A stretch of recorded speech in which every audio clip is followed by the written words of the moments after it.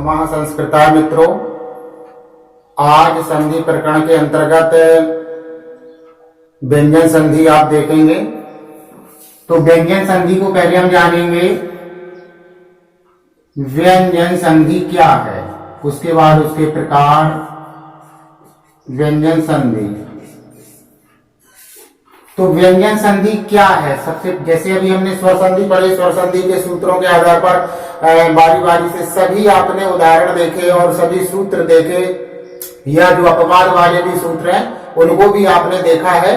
तो सभी आपका क्रम क्रम से इसी तरह से व्यंजन संधि में भी देखेंगे हम। तो व्यंजन संधि किसे कहते हैं पहले तो ये जान लें। व्यंजन संधि, व्यंजन संधि अगर हम शॉर्ट में कहें, छोटे रूप में कहें तो कह सकते हैं व्यंजन प्लस स्वर या फिर व्यंजन। ठीक है ना। तो व्यंजन प्लस स्वर या व्यंजन इक्वल में क्या हो जाएगा आपका? व्यंजन संधि। क्या हो जाएगी? व्यंजन संधि। क्लियर हो गया? क्या होगा कि व्यंजन मिलेगा, व्यंजन में क्या होगा? स्वर या व्यंजन कोई भी हो सकता है, तो वहां पर व्यंजन संधि होगी। कह सकते हैं कि यदि व्यंजन के बाद स्वर या व्यंजन के आने पर जो विकार उत्पन्न होता है उसे हम क्या कहते हैं? व्यंजन संधि कहते हैं। क्या कहते हैं?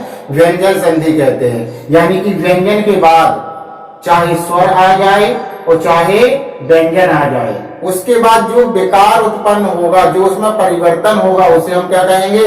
व्यंजन संधि कहेंगे। क्या कहेंगे? तो अर्थात में आप लिख सकते हैं, लिख लें कि कहने का तात्पर्य है आपका कि व्यंजन के बाद यदि स्वर आए या फिर व्यंजन भी आए तो बराबर क्या होगा? व्यंजन संधि होगा। यानी स्वर या व्यंजन के बाद स्वर या व्यंजन के आने पर, जैसे अभी स्वर संधि में स्वर प्लस स्वर आता था, लेकिन इसमें व्यंजन के बाद स्वर भी आ सकता है और व्यंजन भी आ सकता है। तो सीधे डेफिनेशन परिभाषा क्या बनेगी इसकी कि यदि व्यंजन के बाद चाहे स्वर आ जाए और चाहे व्यंजन आ जाए, तो जब ये विकार उत्पन्न जो भी होगा उसे हम क्या कहेंगे? व्यंजन संधि कहेंगे। अब इसके प्रकार देख सकते हैं हम, व्यंजन संधि के कितने प्रकार हैं। जैसे आपने स्वर संधि में पढ़ा, ठीक है, तो इसका पहला प्रकार आप लिख सकते हैं सुचुत्व संधि। क्या लिख सकते हैं? सुचुत्व संधि। क्या लिख सकते हैं? सुचुत्व संधि। क्लियर हो गया इतना? इसके बाद सेकंड नंबर में लिख सकते हैं हम सुटुत्व संधि। सुटुत्व संधि, ठीक है। इसके बाद थर्ड नंबर में लिख सकते हैं हम जस्त संधि। क्या लिख सकते हैं? जस्त संधि। जस्त संधि, ठीक है। इसके बाद हम चौथे नंबर पर लिख सकते हैं चर्त्व संधि। क्या लिख सकते हैं? चर्त्व संधि। क्लियर हो गया? 4 हो गए। इसके बाद 5वें नंबर पर हम लिख सकते हैं अनुस्वार संधि। क्या लिख सकते हैं? अनुस्वार संधि। इतना हो गया सभी का। इसके बाद 6वें नंबर पर हम लिख सकते हैं तोरली। क्या लिख सकते हैं? तोरली। और इसके बाद 7वें नंबर पर लिख सकते हैं परस वर्ण। क्या लिख सकते हैं? परस वर्ण संधि है। क्या है? संधि। और यहां पर भी आपका क्या है? संधि। ठीक है ना।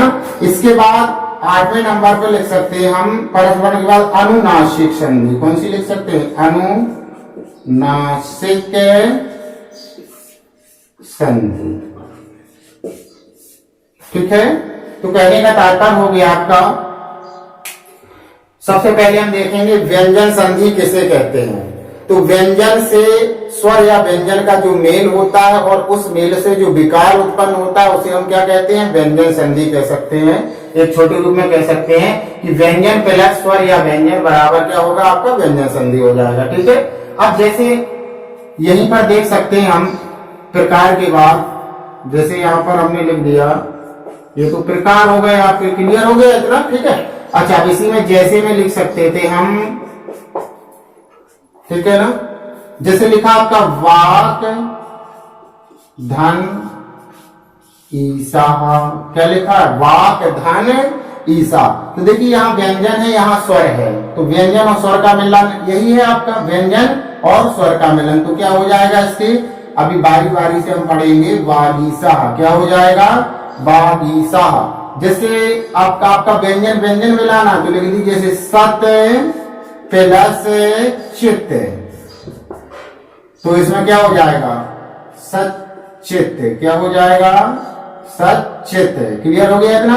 अब देखिए इसमें आपका क्या मिला, इसमें मिला आपका पहले तो व्यंजन आया प्लस स्वर, ठीक है। तो इसमें आपका क्या, ता भी व्यंजन है और चा भी व्यंजन है, तो इसमें क्या कंडीशन बनी आपकी, व्यंजन प्लस व्यंजन, ऐसा हुआ है इस उदाहरण में। क्लियर हो गया।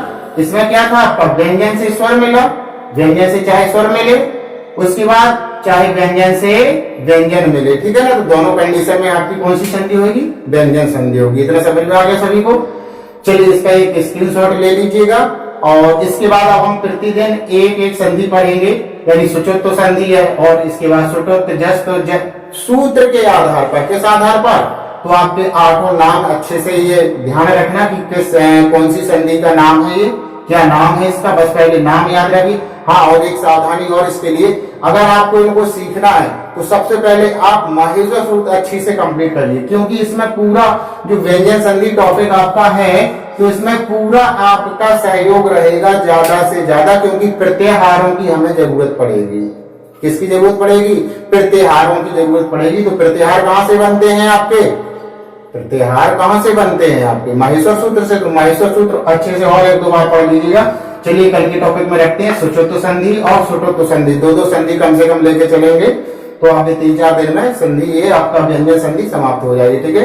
अगर वीडियो पसंद आया हो तो लाइक शेयर एंड सब्सक्राइब कीजिए, और तब अगले वीडियो में देखेंगे हम, जो कल आपका है, कि बस इसी तरह से बारी बारी से 2-2 संधियां लेते चलें, ठीक है। केवल आपको इसमें इतना ही समझना है, व्यंजन संधि, व्यंजन प्लस स्वर या व्यंजन, उसके बाद उदाहरण देख लीजिए, उसके नाम। आज के वीडियो में बस इतना ही। चलिए अगले वीडियो मिलते हैं, तब तक के लिए जय हिंद।